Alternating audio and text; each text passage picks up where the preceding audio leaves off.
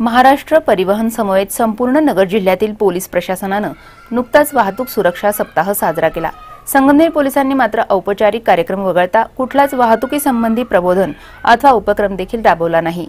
पोलिसांचं बेशिस्त वाहन चालक, भरधाव वाहनं, बेकायदेशीर नंबर प्लेट आदी बाबींकडे पूर्णतः दुर्लक्ष झालंय। वाहतूक कोंडीकडे अद्यापही संगमनेर शहर पोलिसांचं साफ दुर्लक्ष होत असून मुबलक पोलीस मनुष्यबळ असून सुद्धा एकही अधिकारी वाहतुकीसाठी नेमला नसल्यानं नवीन नगर रोड, दिल्ली नाका आदी परिसरासह नाटकी नाल्याकडील रस्ता या ठिकाणी अवैध वाहतूक सुरू आहे। अवैध वाहन चालकांवर पोलिसांची कार्यवाही होत नसून कारवाई करताना संगमनेरातील पुढारी, दादा, भाऊ, अण्णा आदी बड्या मंडळींचा मोठा हस्तक्षेप होत असल्याचंही उघड झालंय। दरम्यान सतत वर्दळ असणाऱ्या नवीन नगर रोड परिसरात बेशिस्त वाहन चालक, भरधाव दुचाकी वाहनं आणि प्रशासकीय भवन त्यामुळे बऱ्याच वेळा वाहतूक कोंडी होते।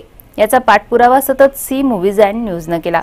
या ठिकाणी स्थलांतरित झालेलं प्रांत कार्यालय, तहसील कार्यालय आणि उपविभागीय पोलीस कार्यालय आहे। पोलीस प्रशासनाला उशिरा का होईना गुरुवारी जाग आली।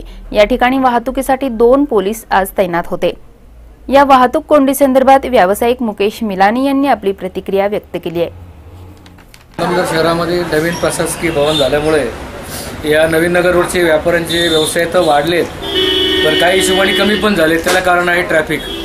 दिवसभर ट्रॅफिक जाम असते आणि गाड्या लावण्याची शिस्त सुद्धा नाही आहे। तर नगरपालिकेने आणि पोलीस स्टेशनने या पार्किंगसाठी काहीतरी समविषम जे सिटी सेवामध्ये असतं, कधी उजव्या बाजूला कधी डाव्या बाजूला अशी रोज अपडाऊन जर पार्किंग केली तर निश्चित व्यापाऱ्यांचाही फायदा होईल, प्रशासनालाही त्याचा उपयोग होईल आणि ट्रॅफिकही जाम होणार नाही, पोलिसांना पण मदत होईल।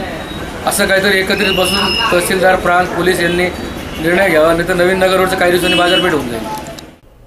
दरम्यान बस स्थानक, नवीन नगर रोड, दिल्ली नाका आदी परिसरात कायम वाहतुकीची कोंडी होत असल्यानं पोलिसांनी त्या ठिकाणी लक्ष घालणं महत्त्वाचं बनलंय। सी मूव्हीज अँड न्यूजसाठी प्रतिनिधी संदीप चव्हाण, संगमनेर।